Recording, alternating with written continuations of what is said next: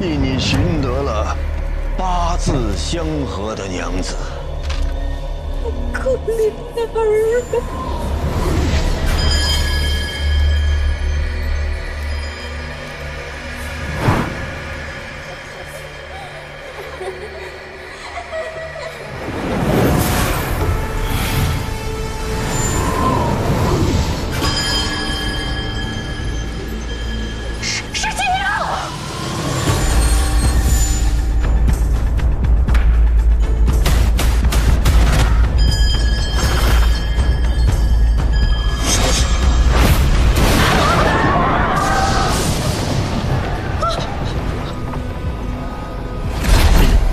你们扰我安宁，挖我尸身，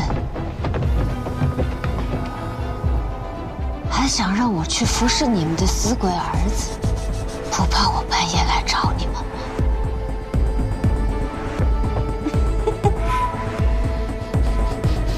既然你那么喜欢做死人的生意，你们又那么舍不得儿子，不如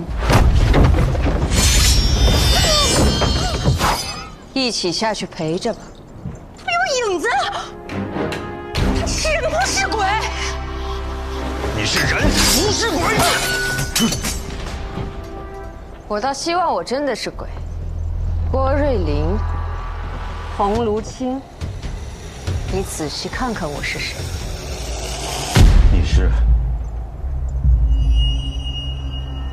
你是福昌县主。今日是内问李佩仪。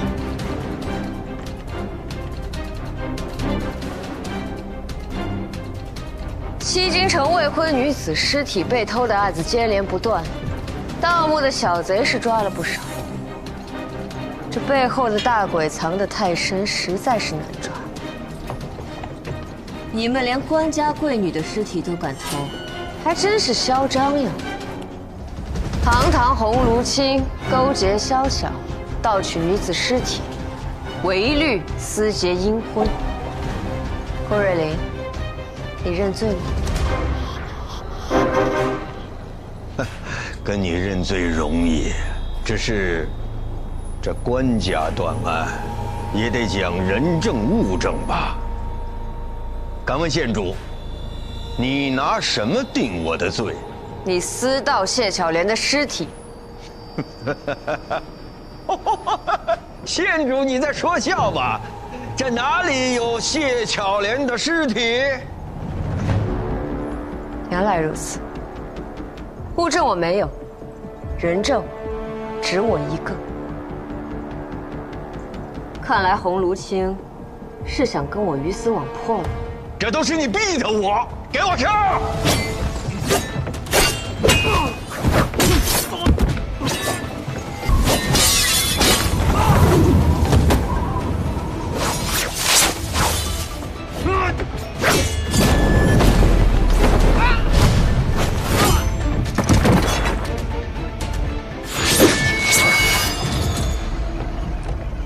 洪卢清，你老糊涂了，忘了我不光办案厉害，功夫也不错。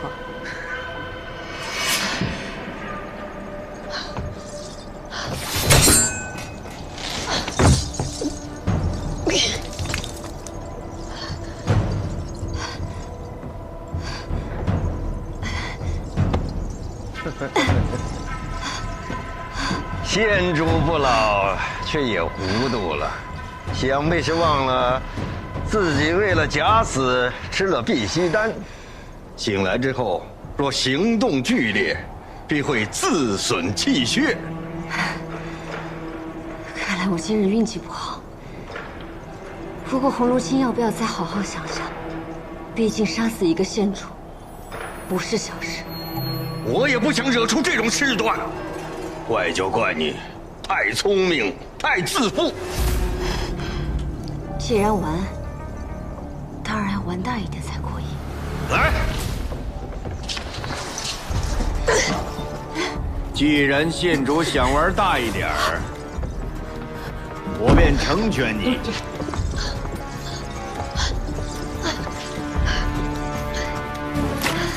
死人下葬有何乐趣？生训，那才过瘾。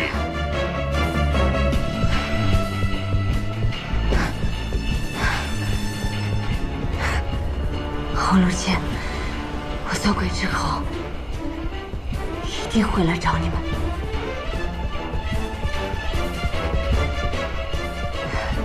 有什么法子能镇住他的魂魄，不让他再来作祟？你要干什么？这活人下葬，怨气太重，要用这桃木钉钉住身体，保你死后安安分分。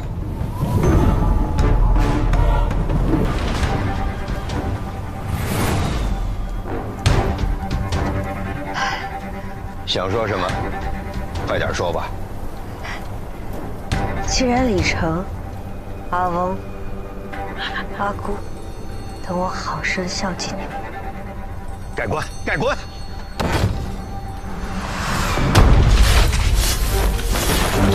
快！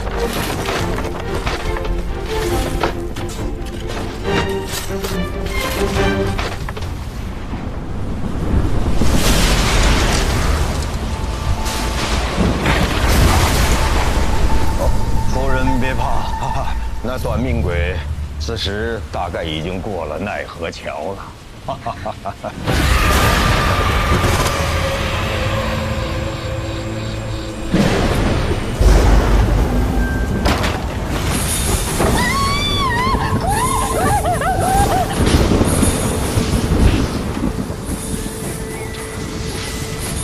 阿翁、阿姑，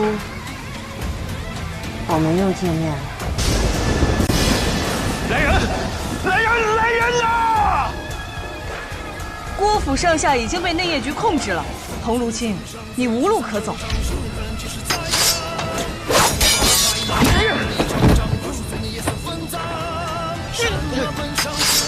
县主，县主，站岗！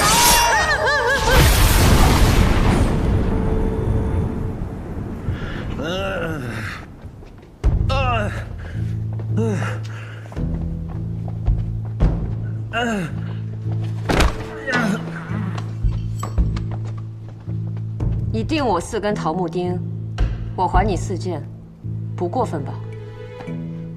你果然明英啊！当年北面满门，你都能够侥幸逃脱，如今被活埋在棺材里，你还是死不了。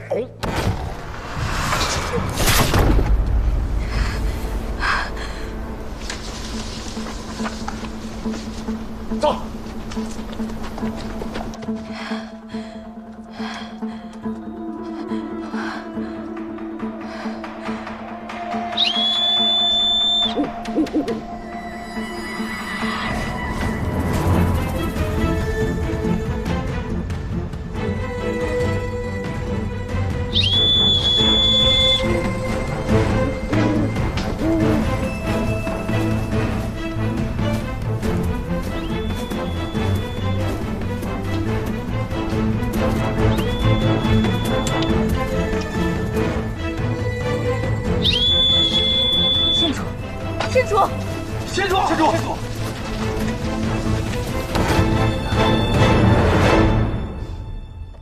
咱们红炉清到现在都不知自己犯的是什么罪名。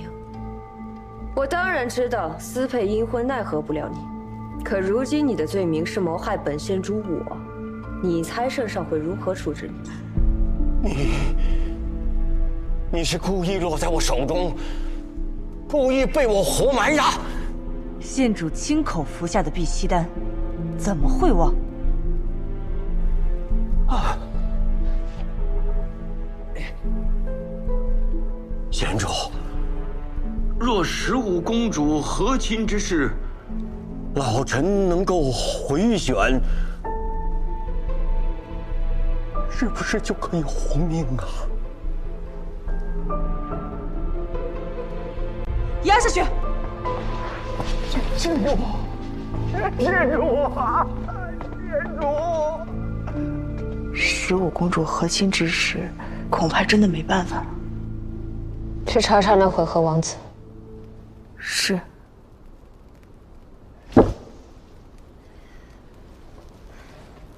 县主，你又为了查案子把自己折腾成这样，值得吗？为了这么大案子，怎么不值？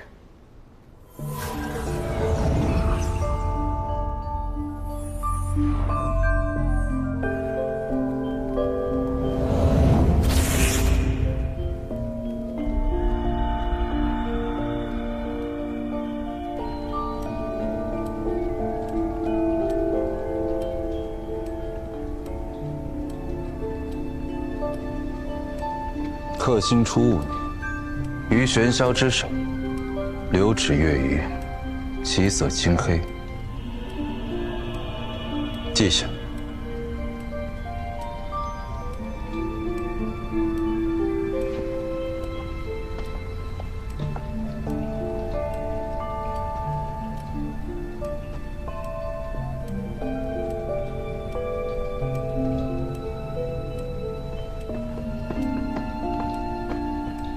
此将乃是大凶，苟非其任，不得语言。圣上早定下的规矩，关心者不可沾，不可断。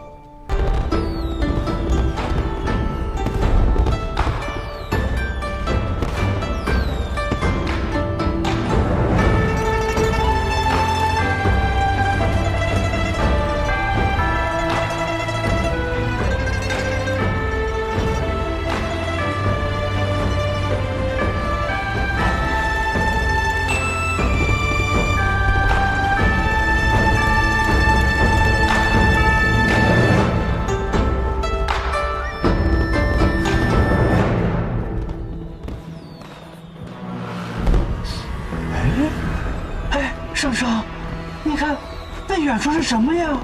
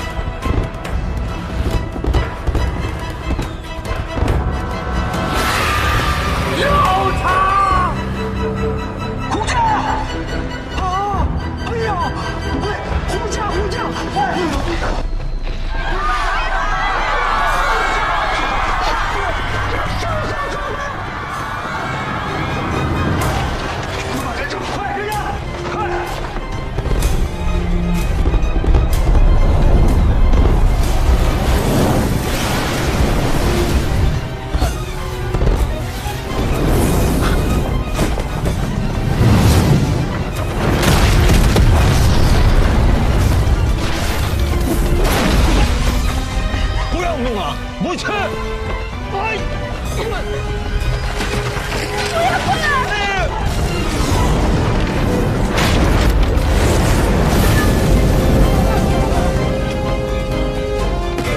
头里有油，油插头！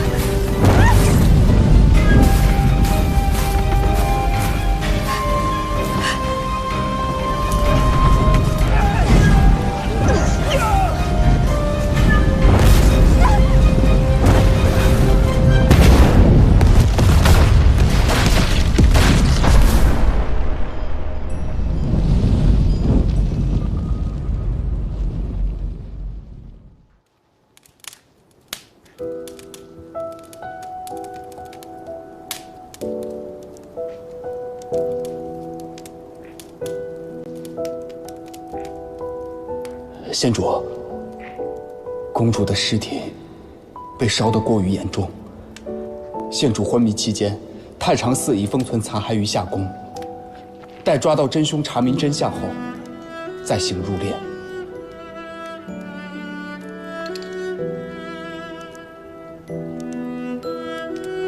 这对金钏最为漂亮，你我各一颗。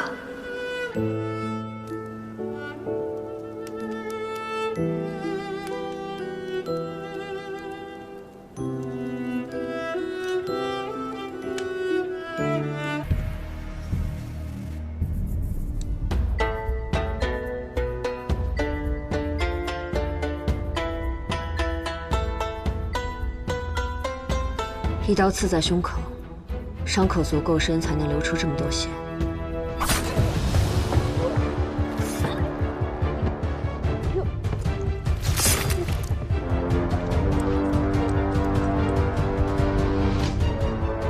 杀你的人一定非常恨你，他是谁？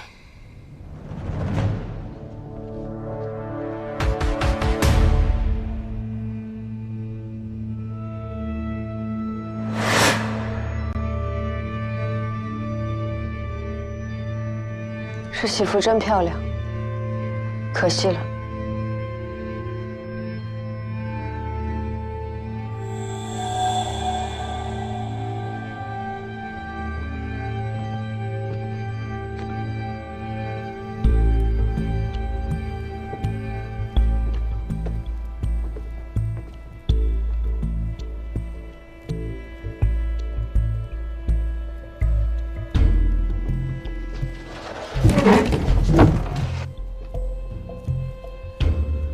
哎，有火药味，当心！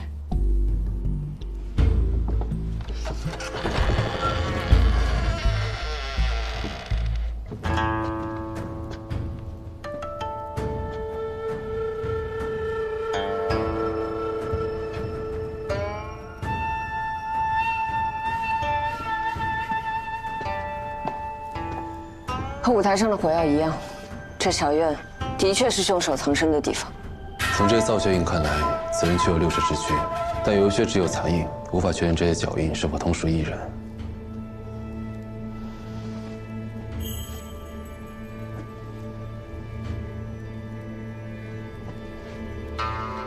明日去一趟右相府，查查这未出阁的深闺女子，为何会身穿喜服出现在这里。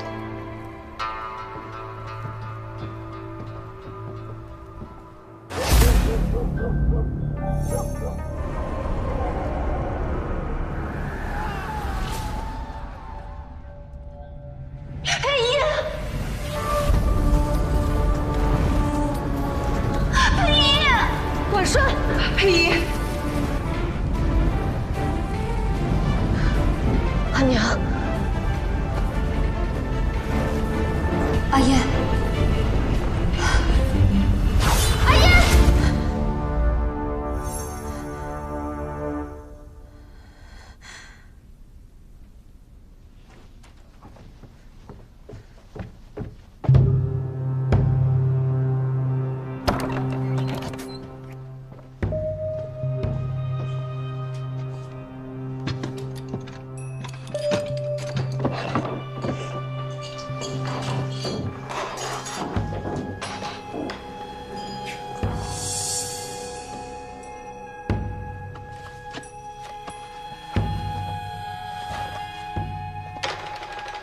你到底还是进来了。真正的卷宗在哪儿？从来就只有这一份卷宗。15年前上元夜，端王因接连征战，精神不济，后加之苦救急已久，导致狂性大发，屠杀全府，后自枪谢罪。当日，端王独女李佩仪因病留宿宫中，幸免于难。就因为我失去了那天的记忆，你们所有人都在骗我。事实如此，何必骗你呢？你那日发烧留宿宫中，昏迷3天3夜，等你醒来，悲剧已经发生。你不记得，那也正常。圣上本来不想将此事告诉你，后来你一直追问，圣上终究是不忍心。哎，这些话10几年来我跟你说过多少次，你怎么就是不信呢？因为阿叶不会狂性大发，更不会杀了阿娘。有些事情你不愿意相信，不代表它就不会发生。裴爷，这个案子已有结论，与其执着于过去的真相，还不如打起精神，找到杀害公主的凶手。快！我忘的，你别追了！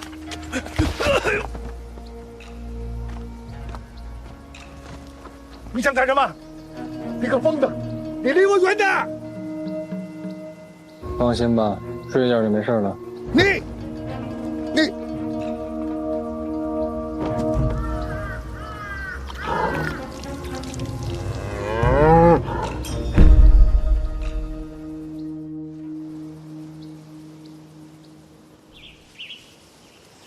又是浮动子，小点声，当心他盯上你了。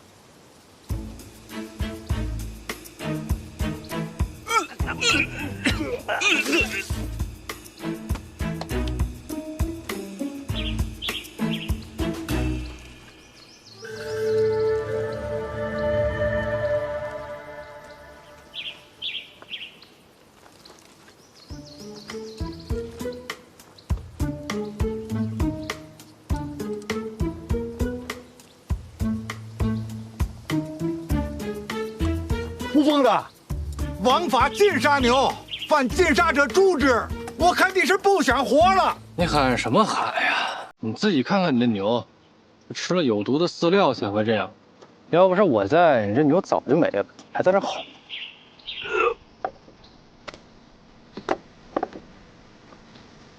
没死啊，没死，就是药力未过，估摸着1个时辰就能醒了。这山上我都转悠这么多圈了，也没见过这么毒的草。这牛今天去哪儿了？就在这附近。哎，对了，我呀每天晚上给它加对料。带我去看看。那咱走了，这牛怎么办？这牛……哎，老赵，啊，还在呢，帮忙看一下牛，等牛醒了给张老汉送回去。哼，我才不干呢！你，哎，听说你们家那羊拉肚子了？哎，别，我干啊！下次再说吧。那有事去医院找我啊。走了。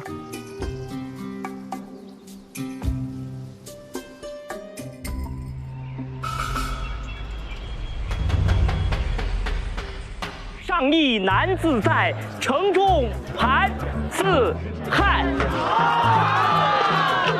宁舍羊与虎，莫招疯子来。若遇不拔毛。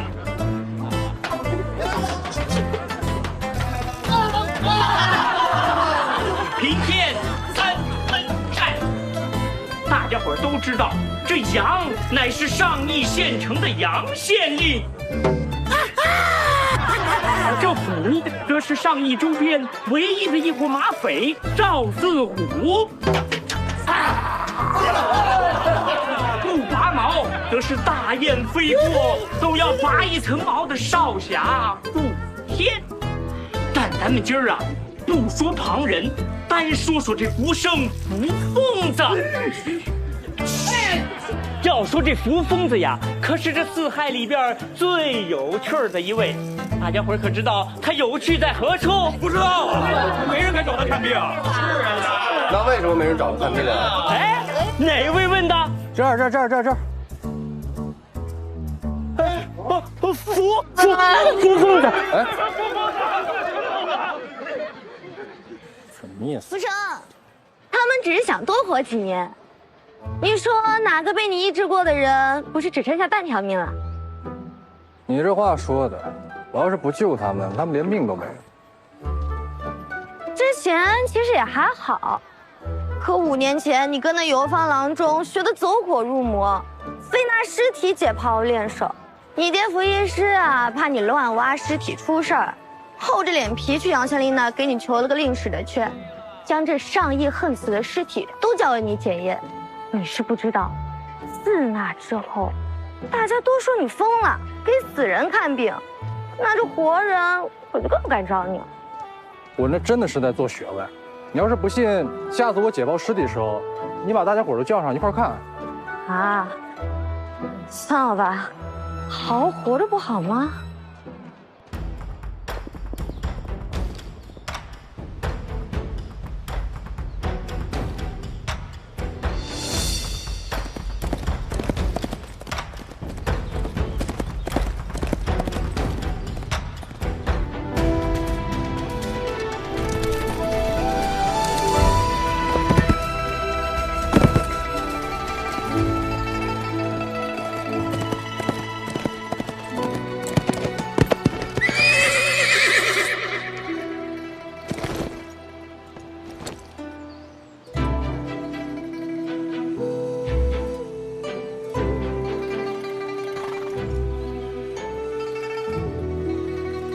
川城主府。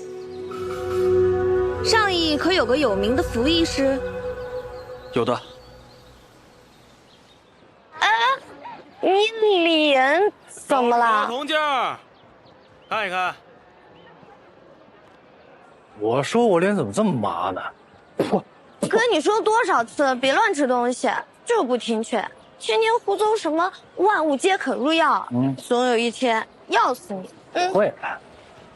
你就是服役师？啊，若您找的是上邑城最有名的服役师，那便是他了。哦，你是找找我呢？我不就是服役师吗？哪儿不舒服啊？偏头痛，大多在双侧颞部、头顶以及前额部位。如果剧烈运动或是生气烦躁时会加重。颈部和枕部可有疼痛啊？这个倒是较为少见。这皇帝内省有云：珠峰有眩，皆属于肝；髓海不足，则头转耳鸣；颈酸有眩，则目无所视。你这病特别好治，不过你要先转过去。转过去？放松啊！哎，扶疯子，你干什么呢？这可是西川城的特使大人，若有什么闪失，你有几个脑袋？哎呀，这位军爷稍安勿躁。这特使大人是被我施针之后气血上有同步，所以才晕倒了。睡一觉就没事了。你有这功夫，你把人扶走。小心点，小心点，小心点，小心一点，轻点。那我就先走了。哎，你可不能走。若是这位大人醒了，看不见你，那我们可就要麻烦了。我真的有要事在身，他要是醒了要找我的话，你带他去我家里啊。哦，对了，还有你也回去吧啊。可是你爹呢？哦，我爹那个账回头我给你补上，哪次不是我补的？走了。西川，是，好像听过。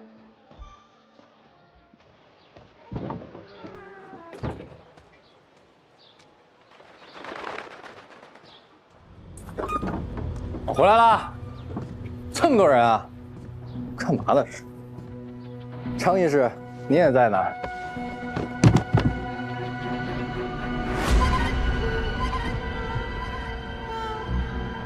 张医师，张医师，张医师。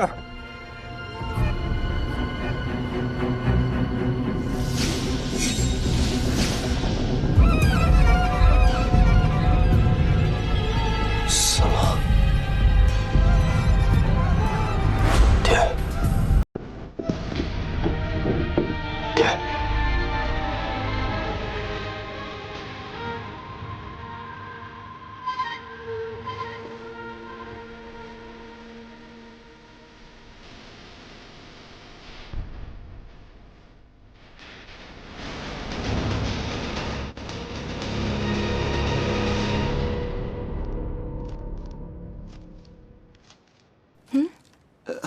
你干嘛？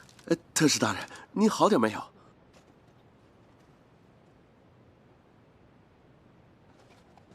谁说病人是我啊？啊？那个庸医呢？穿过医馆街路口第2家服饰医馆。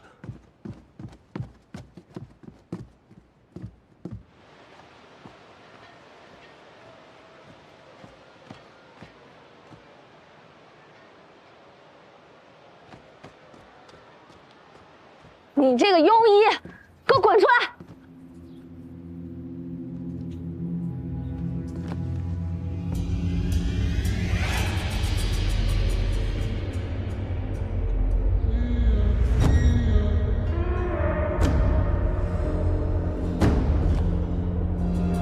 他们这是怎么了？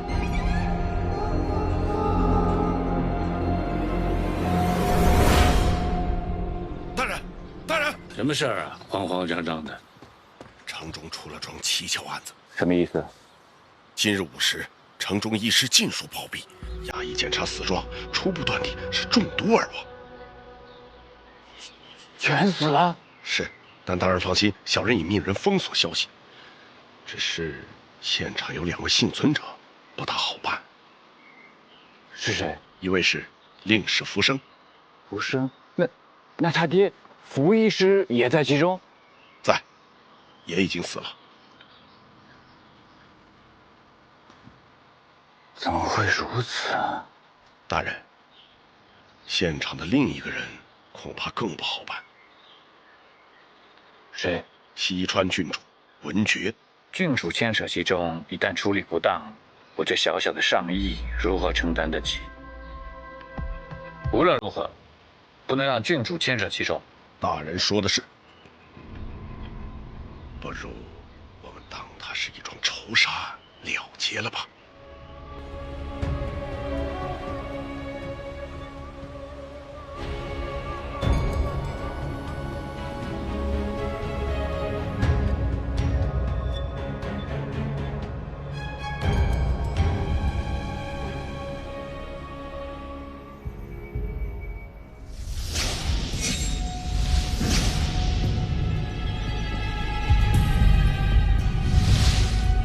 令史福生，你可知罪？案发之时，你就在现场，是最有时间和机会给众医师下毒的人。我听闻你与众医师之间早有不和，今日他们在医馆议事，却唯独没有叫你，你便怀恨在心，毒杀了众医师，是这样吗？我下毒？你只需告诉我你在不在现场。在啊。你懂毒吗？会用毒吗？这董一自然就懂毒。他承认了。记。哎，好。大人，我觉得您这是一叶障目。就算平日里我与他们不和，但也没有必要因此生恨，更没有必要杀他们。我没这个动机啊。你只要承认与他们有仇便可。大人，死者当中有我父亲，我总不可能杀自己亲爹吧？福生啊，你身为医师，空有一身本事，而你爹却不让你巡诊，想必你早就记恨于心了，发起疯来杀了亲爹，这有可能吗？来人，给福生签字画押，收押入牢，3日后复审。就结案了？哎，这不签。你们上议就是这么审案的吗？哎，快住手！不得无礼！你是这儿县令？小人是这儿的师爷。师爷，怪不得。若是一县之父母官如此断案，那这上议的冤案卷宗岂不是落得比成本还要高了？大人，你有所不知啊，这福疯子可是白衣案唯一的疑犯。等会儿，这不是福医师，他是那个疯医福疯子。你也听过他的名号啊？此人正是福医师的独子福生。就是你这个庸医耽误我找人，受死吧！大人，大人，夫人难产，快不行了！大人，快去找福医师吧，他医术高明，或许还有一些生机。福医师都已经死了。那就去医馆去，张医师、李医师，随便哪个过来试试。他们全都已经死了。要不找个医牛的试试，总比医师2命强啊！兽医怎么医人呢？你找兽医还不如找福疯子呢。对，找福疯子，找福疯子。这怎么回事啊？大人，这特使大人好像跟福生有仇啊！进来就抓住他砍。正是大人，在下姓杨，是上议的县令。少废话，快帮我抓住这个庸医！大人，你看好，我可不是福生。我免就靠边站。老爷，夫人流了好多血。杨先生，你就在一边看热闹，还不给我拿下！是错了，是他。什么意思啊？敢打我？大人，多有得罪，实在是夫人难产，人命关天。待福生救了夫人之后，要杀要剐，我绝不阻挠。行吧，先让他们把我放开。松开！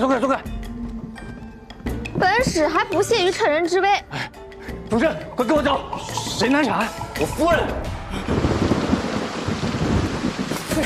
夫人睁眼，夫人再坚持一下。夫人流了好多血，怎么办？夫人是不是快死了？夫人要是救不活，我也活不成。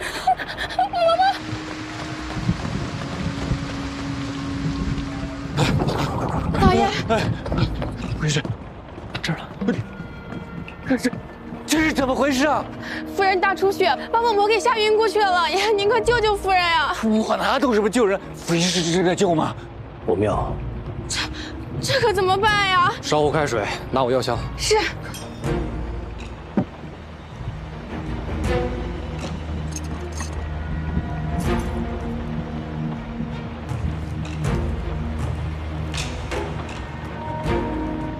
夫人，我夫人身体如何？大人，也实话跟您讲，夫人盆骨狭小，现下羊水已经快流干了，腹中胎儿肯定是活不长。传统接生的话，恐怕一尸两命啊。老爷，老爷。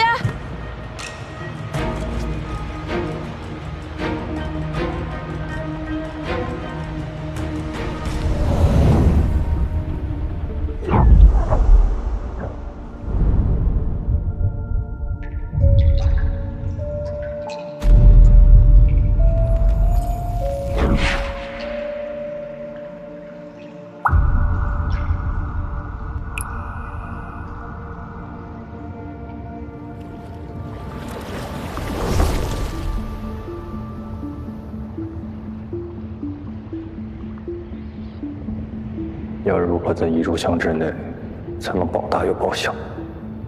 按常理来说，持刀下腹，顺着肌肉，开腹之后便会取出胎儿。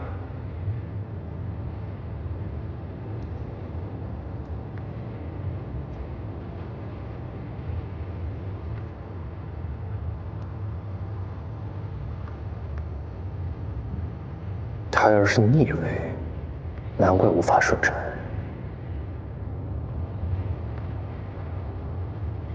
糟，胎死腹中。不行，再来一次。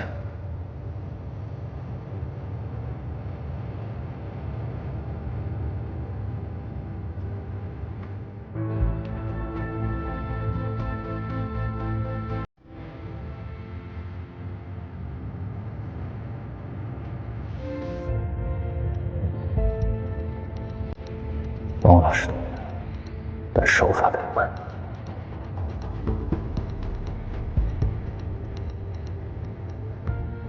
再来一次。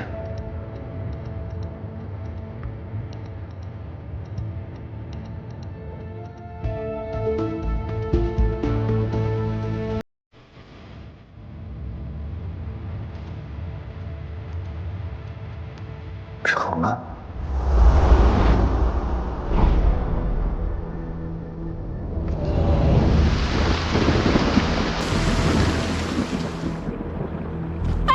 老爷，怎么样？现在只有一个搏命的办法。夫人，你尽力去医治，在此，杨某人谢过了。但是大人，你得先答应我，待会儿我伸手医治的时候，任何人都不能进来打扰我。好，走。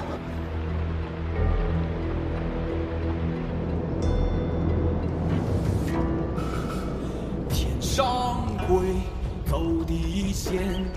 满地黄金铺西川，西川门前是怀转，卖得洛阳半边天。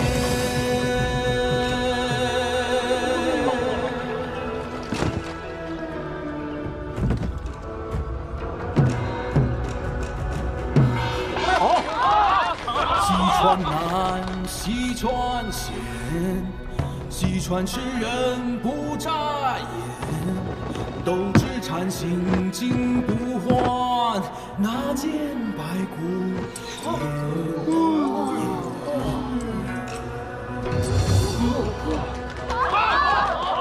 顾班班，你少在这唬人！我唬人？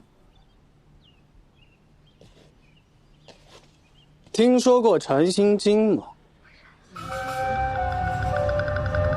这谁不知道啊？1小厘米就能换10倍黄金，你见过？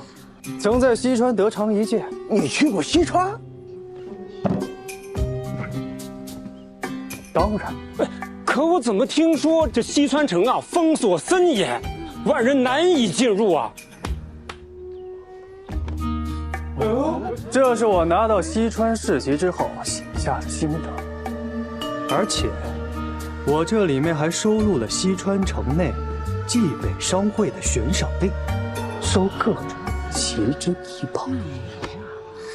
这上面写得很清楚，完成悬赏任务者可获西川世袭，从此飞黄腾达，一辈子衣食无忧。我要！哎，别抢地了，哎，都有。大哥，上邑来了头肥羊。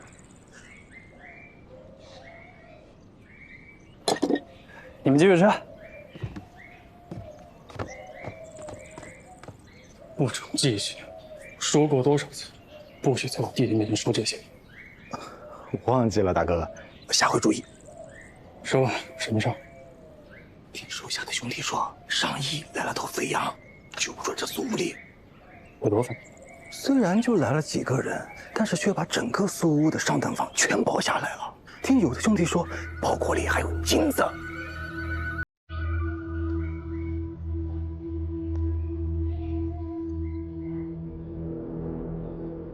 你们跟着我之前，江湖人称什么？关中双雄。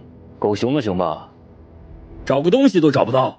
大人，不是我等不尽力，实在是此事太过蹊跷。我们赶过去的时候，那些医师就已经离奇身死了。我们刚得知玉盘就在那些医师手中，这么快就有人先一步动手了？难道还有旁人得到了线索？大人，我发现近日西川发布的悬赏令上，居然也有文雀玉盘的悬赏。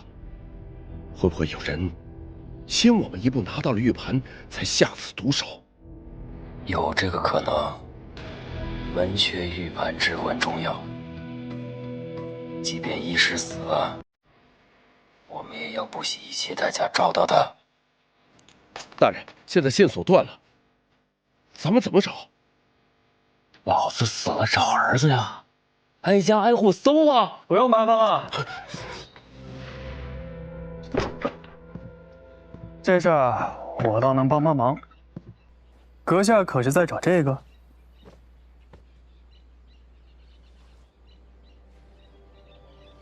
你见过？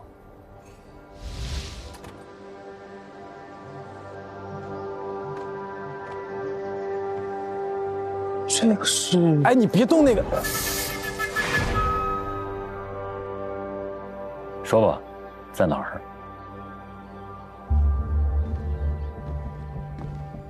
哎呦，不急，先谈谈价钱，我帮你整。你打算出多少？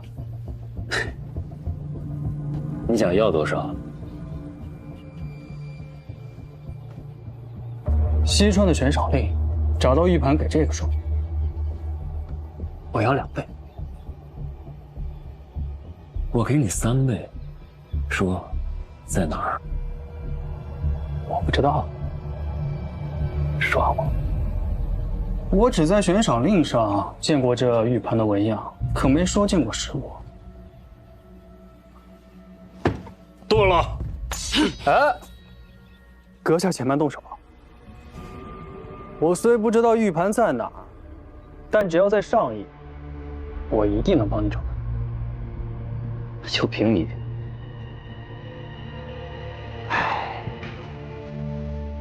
阁下初来此地，怕是没听过我的名头。我顾天乃上邑四海之首，人送外号顾拔毛。这里的人没一个我没登名过，他们的家眷亲属几何、姻亲、债务，我更是如数家珍。可以这么说，在上邑，我若是找不到东西，没第2个人能找到。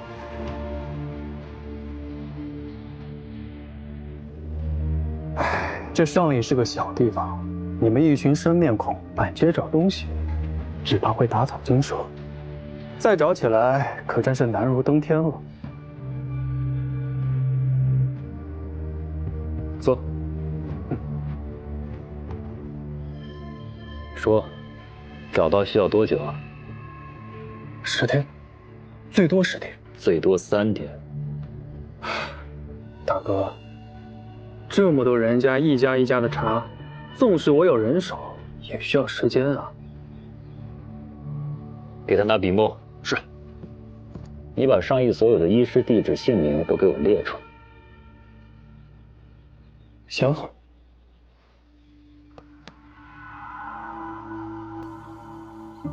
这些就是上亿所有医师家的地址。就这些？嗯。我看不如这样，你我首尾同时查，3天足矣。那行，你从尾查，我从头查，咱俩1人1半。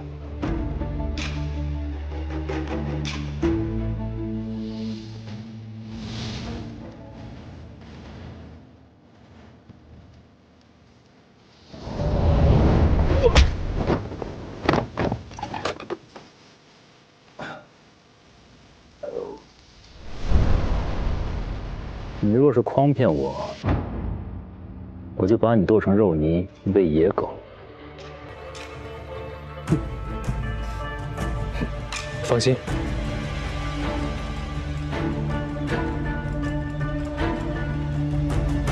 大人，此人可信吗？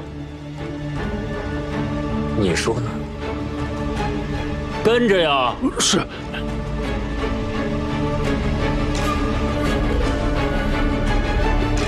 查去。是。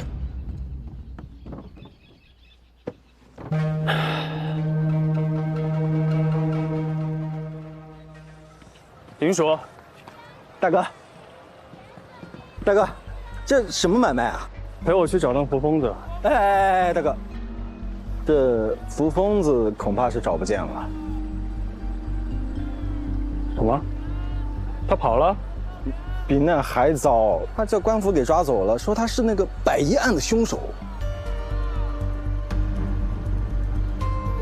这扶疯子疯是疯了点，但也不至于杀这么多人吧？哥，你今天见过他吗？见过，我们还打了一架。啊？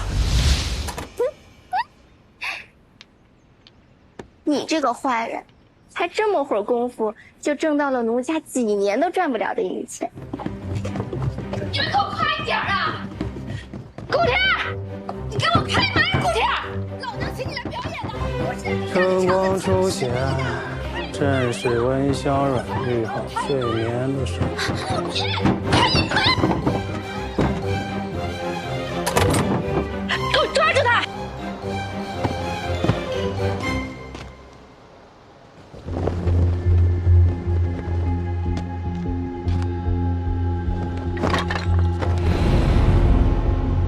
腰部应有扭伤，导致身体失去平衡。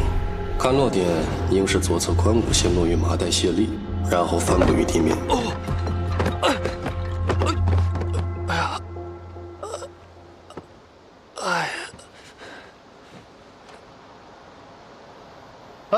扶疯子，拉我一把。哦，来，小王八蛋，敢耍老娘！扶疯子，快把他给我抓住！你的债我给你清了。还有这好事呢？就你这身板，还在妓院生着。哎，不是我，是我爹。那就更不关你的事儿了。哎，别走啊！这有句俗话说得好，父债子偿，是不是这么个道理？当真不让？不能让，让了我怎么还债啊？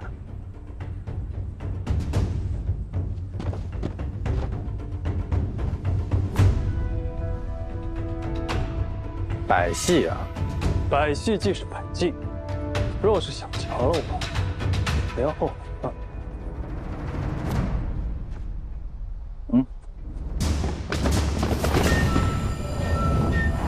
左肩上提前倾，右肩下沉回撤，左脚前掌蹬地发力。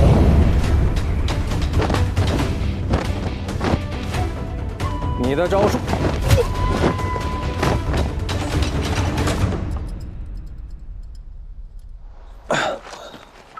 怎么样？这次换我扶你一把。不用你扶，我也不扶。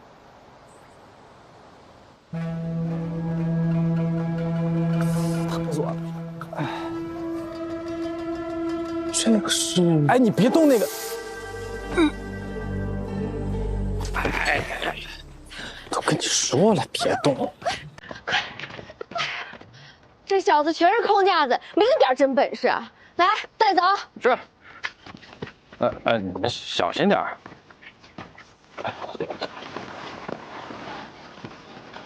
哎，人把你抓着了，那我这个账是不是可以清了？全部勾销。真没想到你和你爹都挺有本事的，记得常来哦。我就算了。我看他的样子像是从城外回来的。女主，哎，你去查查他今天见过谁，把那些人都带回来，要快。好，大哥，我这就去办。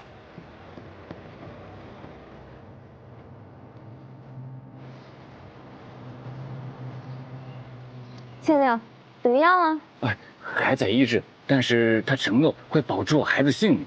你就那么相信那小子的医术？万一他救不活呢？这扶疯子啊，就是看病的手段怪了一些，但是在他手上没有看不好的病人。他这么厉害？他的师傅啊，可是神医华佗的传人呢。福生自然也学了了不起的本事。大人，是来了几个人，声称是白案的人证。台下何人？草民顾天，身旁这2位是百医案人证，他们可以证明福生并非下毒之人。起来，如实说来。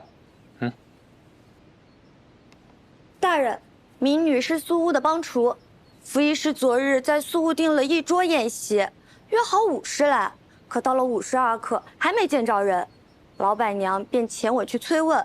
我去的路上正好就遇见了刚从城外采药回来的福生，老板娘让我问问你爹还用不用饭了。他订宴席为什么不告诉我呀？现在整个上医的医师应该都在你家，好像是研究什么药材吧。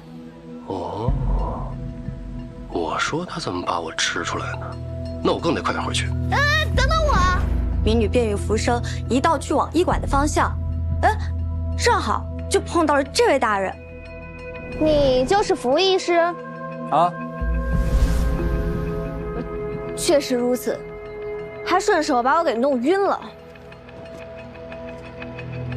福生离开时大概是54刻，他回到医馆大概是55刻。我晕了1刻钟左右，大约是在50的5刻醒来，随后便去了医馆。应该就比那福生慢了半刻钟左右。这能说明什么呢？说明若是福生下的毒，他需要在这半刻钟之内完成。这可能吗？这半刻虽短，也不能证明不是福生下的毒啊。若是他蓄谋已久，在出生前下的毒呢？福疯子是疯，但他又不傻。福医师是他亲爹，他好端端的毒害他爹干什么？你刚刚也说了，他是个疯子，万一他今天就是疯病犯了呢？万一？这审案讲的是证据，哪来什么万一不万一的？是，小人失言。那福生去城外是做什么的？可有见过什么人？大人，草民见到他了。今天一早，福医师非说我那牛病了，他还给我那牛啊开肠破肚，取出了有毒的豆子，他还让我带他到我们村子里去找投毒的人。对，在这儿。看不出来啊，你还挺有钱，养2头牛。有一头是隔壁老胡家的，我们俩为了节省材料，共建了1个牛棚。昨天晚上，我给牛添料，看老胡家这槽子里啊有豆子，就想让我那牛也吃点。既是豆子有毒，这人吃了可真麻烦，赶紧去看看。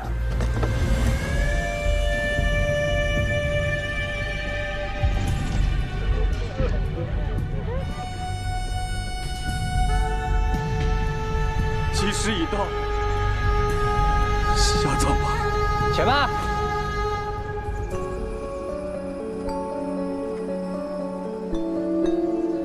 福疯子，你想干什么？我要开棺验尸。各位村民啊，这福疯子啊，还担着县衙令史的职务，这验尸啊，本来就是他的本职。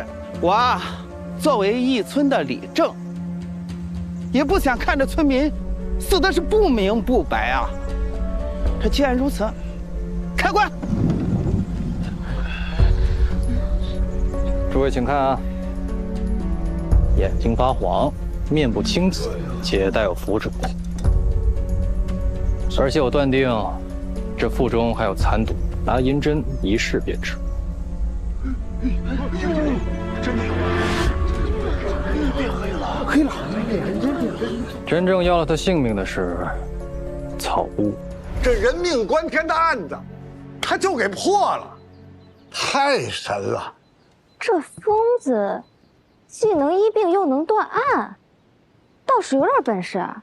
是啊，他是何时离开这村子的？应该是4正。倒是跟遇到小厨娘的时间基本吻合。若真是如你所言，他在城外待了这么久，又毫无急迫感，说明这回城的时间对他来讲并不重要。若他真是要下毒的话，必定会赶在午时众医师吃饭之前回来。所以说，这时间对不上啊。师爷，我听起来也觉得福生应是无罪的呀。哎呀，大人，若不把福生认定为凶手，郡主卷入此事之中，将是更大的麻烦。大人，此案疑点重重，福生断无时间作案，你们抓错人了。谁告诉你我抓了福生的？况且仅凭这2人之言，也不能证明福生一定是无罪的呀。有没有人快帮忙啊？出了何事？我先要一个胆大心细、手不抖的人快帮我。我去。哎，大人不可，不吉利呀。那我去。不行，你是男子，如何进得了产房？我来帮你。听说你医术神通，我也想见识见识。不怕血吧？不怕。那就走。情况紧急，我只说一次。待会儿我会从这个位置下刀，待我把肚子划开之后，你帮我撑着2片皮肉，我把孩子一取出来，立刻把脐带剪断，然后把婴儿取走，听懂吗？不怕。怕的人应该是你吧？你最好别出什么错，否则杨县令会找你拼命哦。人命关天，先救人。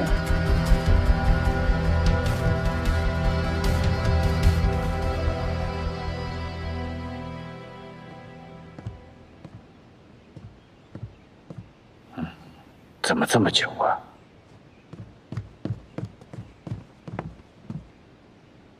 怎么样了？让您久等了。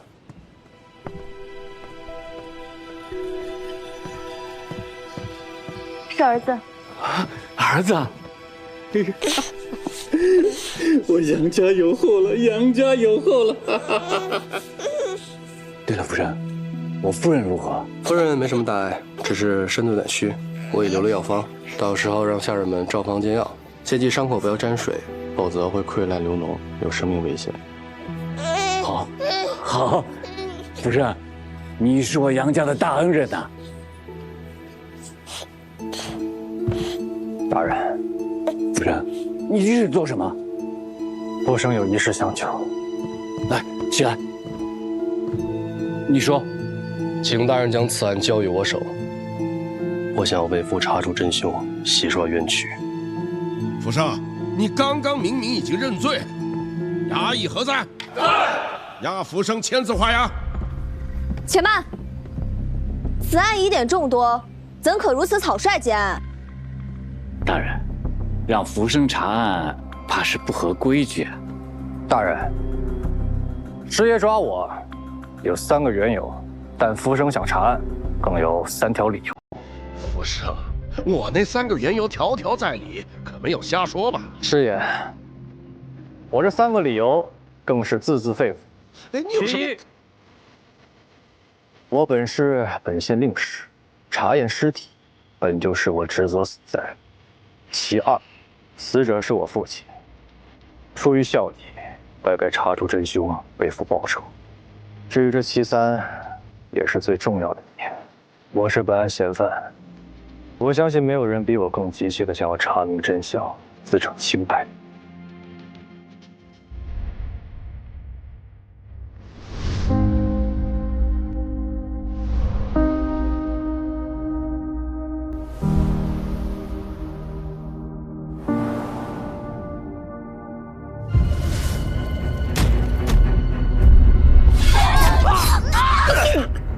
不知道我这把剑还要处理多少条人命。